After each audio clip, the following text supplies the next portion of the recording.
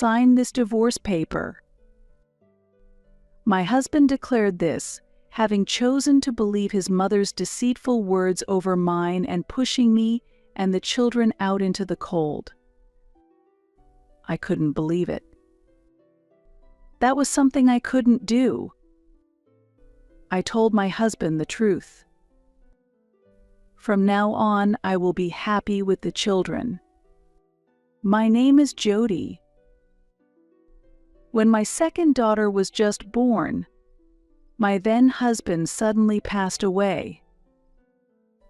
Both of my parents had already passed away, and I lived in the house left by my husband with the support of my uncle and his wife, who lived nearby.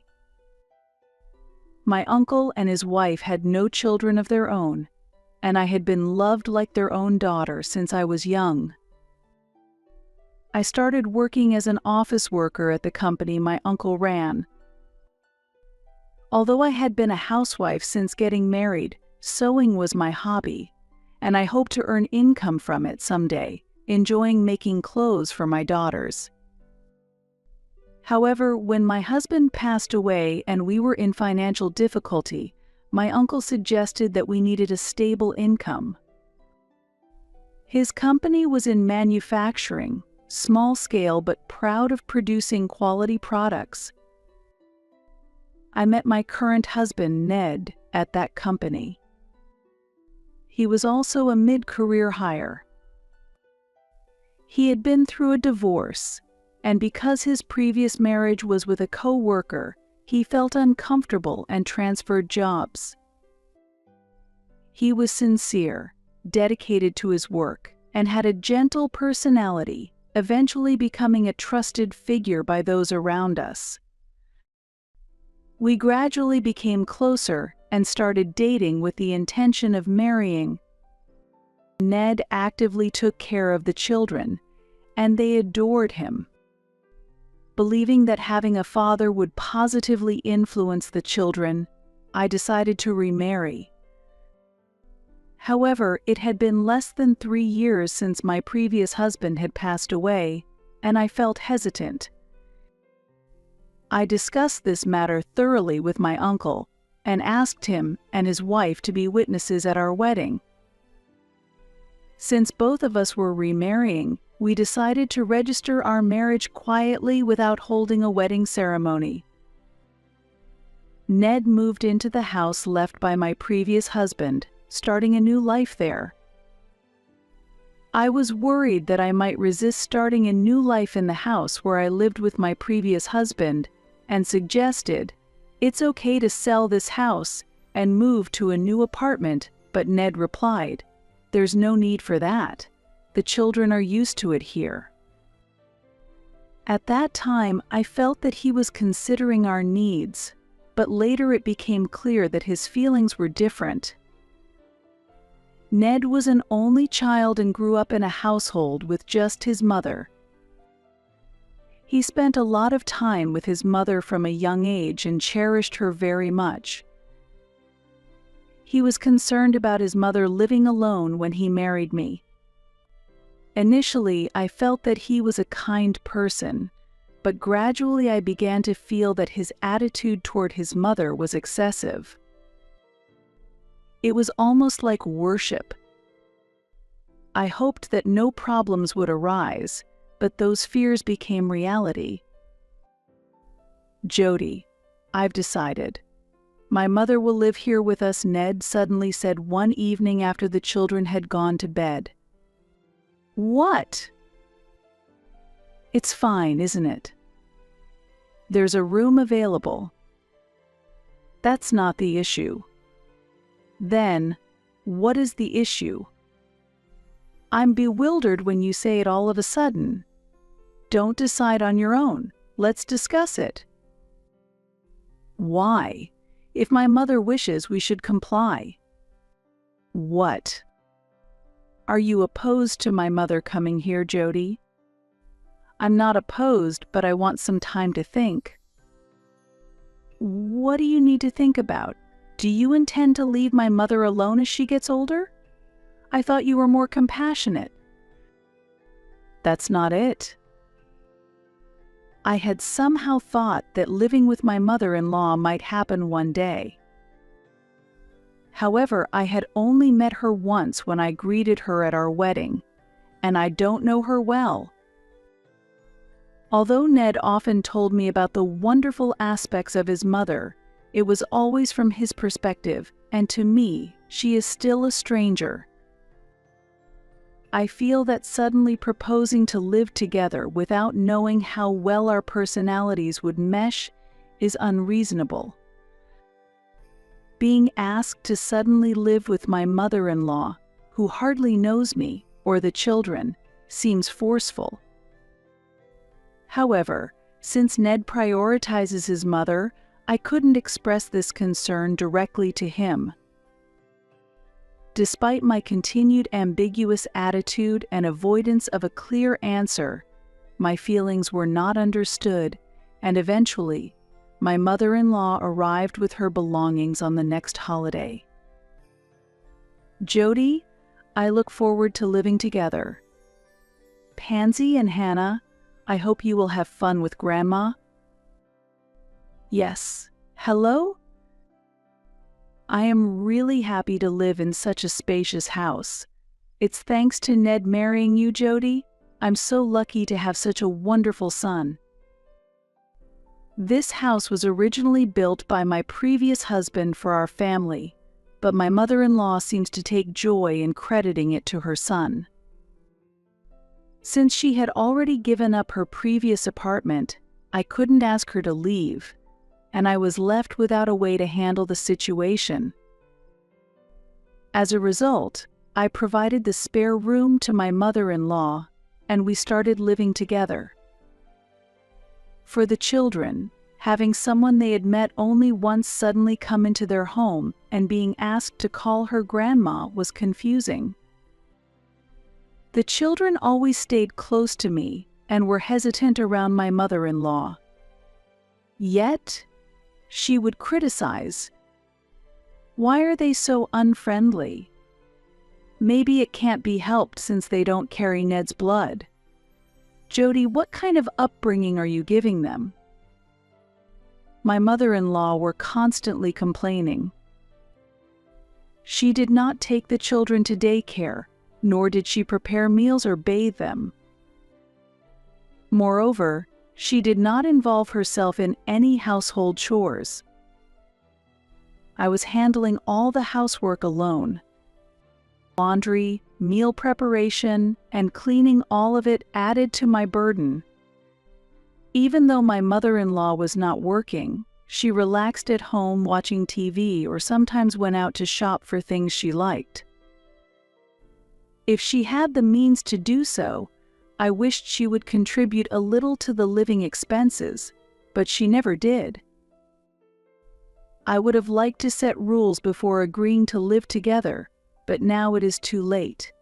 If I try to say anything to my mother-in-law, harsh words are sure to come back, making it difficult. It seems that all my actions and behavior are causing dissatisfaction for my mother-in-law. The house isn't perfectly clean. There's a problem with how the laundry is folded. Meals are delayed, the food tastes bland, and she doesn't like how I interact with Ned. The list is endless. I myself am balancing work and home, and giving my all to both childcare and household duties. Ned, who used to actively take care of the children, now spends all his time with his mother since she moved in. Ned, your mother is well. It would really help if she could lend a hand. If she could at least look after the children, they might grow closer to their grandma. What are you talking about? Mom raised me by herself and has had a tough life working for many years. I want to let her rest a bit. If that's the case, can't you help out a little? I work in a hot field all year round with overtime every day. Jody, you work in a cool office and get to leave on time, right? That's true, but I work full-time and after returning home, I'm swamped with housework and childcare, leaving almost no time for myself. Even when I try to rest after the children have gone to sleep, I'm so exhausted that I end up falling asleep with them, and before I know it, morning arrives. This situation has been ongoing. Can't I ask my husband or mother-in-law for help? Furthermore, there's another thing I needed to convey to my mother-in-law. Since she arrived, our utility bills have significantly increased. Despite my efforts to save electricity, water, and gas, the consumption is terrible. Even when my mother-in-law is out, if I turn off the air conditioning, lights, or TV in her room, she would complain, "Why isn't my room comfortable when I return?" She also showers multiple times a day, using the shower and hairdryer as much as she wants on days she goes out. The consumption of shampoo and body soap is also high. When I ask Ned to speak with her about saving a bit more, he only says, "Mom raised me alone and lived a poor life, so I want her to do as she pleases." Left with no choice, I decided to gently ask my mother-in-law directly. "Mother-in-law, I also tell Hannah and Pansy not to waste water or electricity. It would really help if you could cooperate a bit with saving." In response, she looked at me and retorted, "Are you making the children live such a miserable life too?" After voicing a complaint, my mother-in-law seemed to agree, saying, "Well, I understand. Ned is earning for us, so I suppose I must endure a bit for his sake." However, this was just a facade. She had a completely different plan hidden beneath. As usual, after putting the children to bed, I dozed off, only to be abruptly awakened by Ned. "Jody, what terrible things have you said to Mom?" "What?" Confused and groggy, I couldn't grasp what was happening. Ned was glaring at me, filled with anger. "Why are you so cold?" he accused. "What are you talking about?" The kids will wake up before I could finish. The 3-year-old Hannah woke up and began to cry. "You told Mom not to use water or electricity, didn't you?" Mom was trembling in a dark, cold room without lights or air conditioning. "What? Who do you think allows us to live here?" "I didn't think you were that kind of person." I hugged crying Hannah and pondered.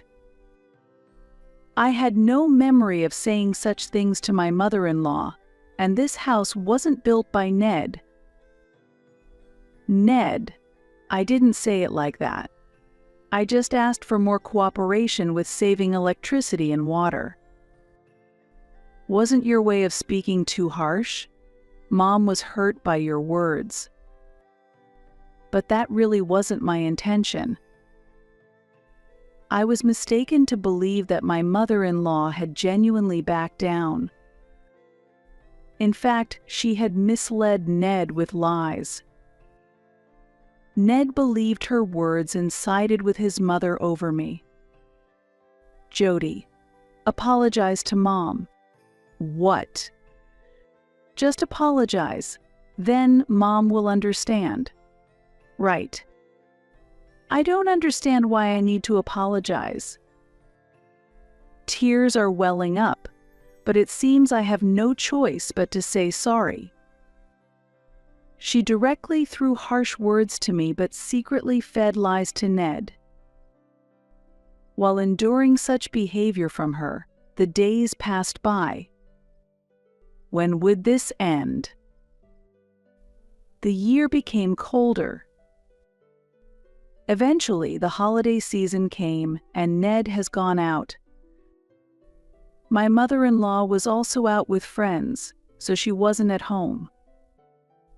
I was spending a calm afternoon with the children for the first time in a while. As we read picture books and sip hot chocolate, I saw snowflakes fluttering down outside the window. "Look, Pansy, Hannah, it's snowing." When I shouted, Pansy and Hannah cheered and ran towards the window. "Mommy, I want to make a snowman." "Me too, Hannah." "Yes. If there's enough snow tomorrow morning, let's make a big snowman together." Yay. The children were unable to hide their excitement and frolicked about. At that moment, Pansy stopped and stared at something. "Pansy? What's wrong?" "Mommy, it's Grandma and Daddy." I sighed inwardly. They were back already. Before I could hear any complaints, I decided to start preparing dinner. Thinking this, I stood up, and at that moment, the front door opened with a loud noise. Jody. I heard Ned yelling, "What? What's going on?" Not knowing what was happening, I rushed to the entrance, put on my sandals, and stepped out to the front. "What's going on?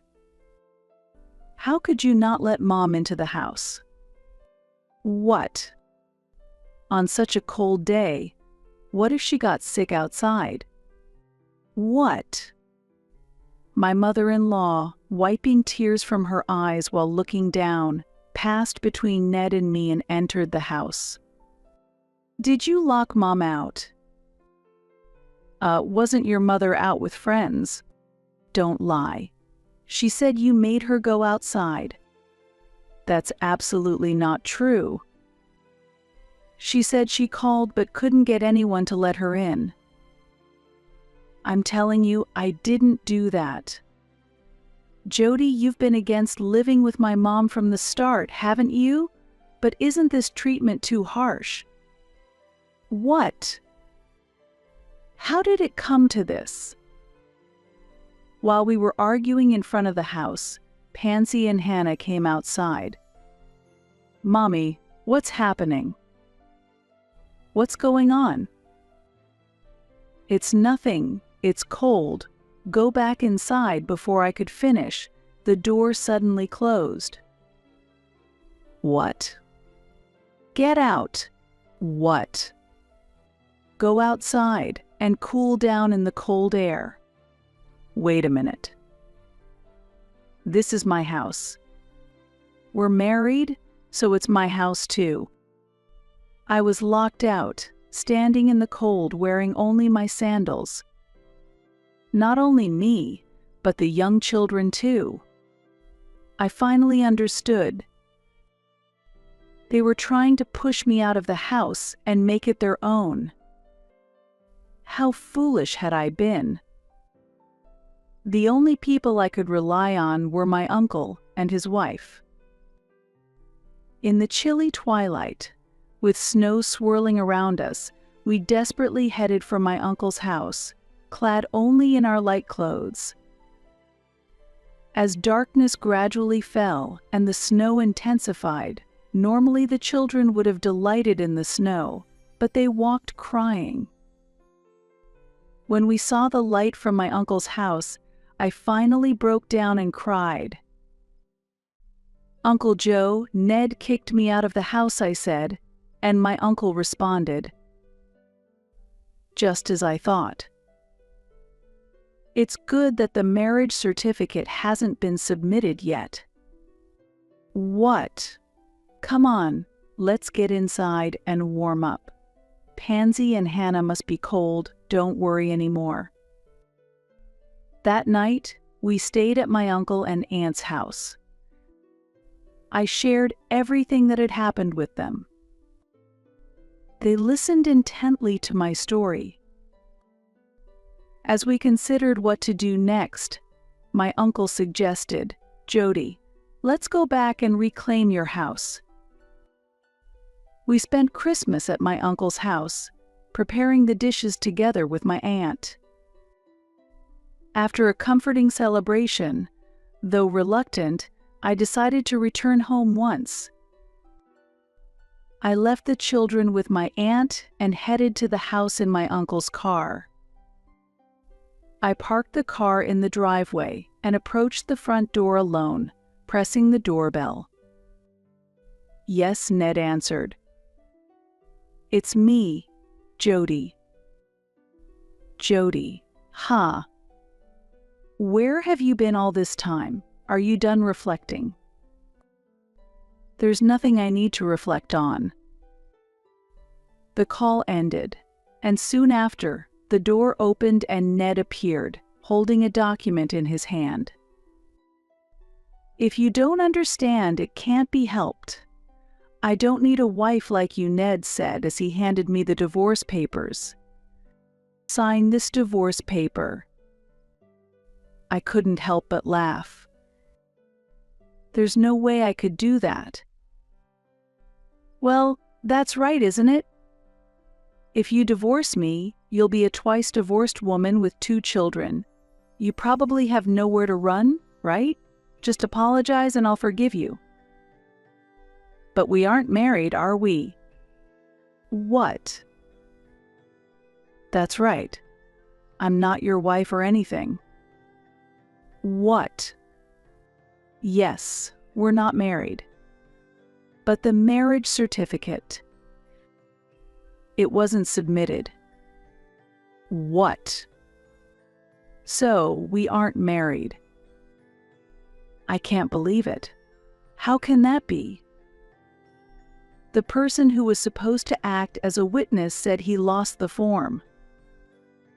"That's a lie." The story about losing the form was a lie, but the truth was that the form had never been submitted. Ned was speechless, his face turning pale. At that moment, a luxury car arrived. It was a high-end foreign car, rarely seen around here. The person who stepped out of the car was my uncle. President. "Ned, my boy, I'm sorry about that. I lost the marriage certificate by mistake." "Ha ha ha ha." "It's not a laughing matter. I'm truly sorry. I heard some unfavorable rumors about you, so I decided to wait and see before submitting the certificate." "Rumors? I heard you have a divorce history, paying property division and child support. I knew about the divorce, but you had hidden from Jody that you have children. Why would you?" "The president of the company you used to work for is a friend of mine. He told me a bit about your situation." "What?" "There's no issue with you working at my company, but it's a different story when it comes to marrying my lovely niece." "What?" "Didn't Jody tell you? Her father was my brother." "What?" "Were you targeting Jody for her house, trying to ease your mother's life?" "What's wrong with taking care of my parent?" "How can you destroy someone else's happiness? Leave Jody's house." "You tricked me." "Tricked is such a harsh word. I was thinking we could submit the form after you two were settled and had a proper discussion. Besides, it seems you were the one who deceived Jody." "Damn it." Ned, furious, tore up the divorce papers he was holding. "Thanks to my uncle, we were able to protect the house that my late husband had left for us." Ned and his mother moved out and started living in an affordable rental apartment. Ned quit his regular job and is now getting by with day-to-day part-time jobs while looking for stable employment. He continues to make payments for property division and child support to his ex-wife and their children, placing him under severe financial strain. I heard his situation is quite dire due to this ongoing financial burden. Moreover, his mother has a spending habit that makes it impossible for Ned, however hard he works, to keep up with her excessive spending. The high utility bills we experienced while she was living with us were due to habits formed during their time living as a single-parent family, not out of malice. Shortly after Ned left our home, I also made the decision to quit my job. The bad reputation at work influenced my decision, but more importantly, I had a strong desire to spend more time with my children. As part of this new lifestyle, my uncle fully supported my decision, and I started a new career as a children's clothes designer, making handmade children's clothes from my home. Initially, I registered with online handmade markets and actively participated in local events. These activities were well received, and later I opened my own online shop and even started consigning my products in local stores. Currently, I am learning business operations from my uncle while preparing to launch my own company. Pansy and Hannah are growing up fast, and the opportunities for them to wear the clothes I make are gradually becoming less frequent. However, I dream of dressing my grandchildren in these clothes one day. With these hopes in mind, I spend my busy days feeling fulfilled.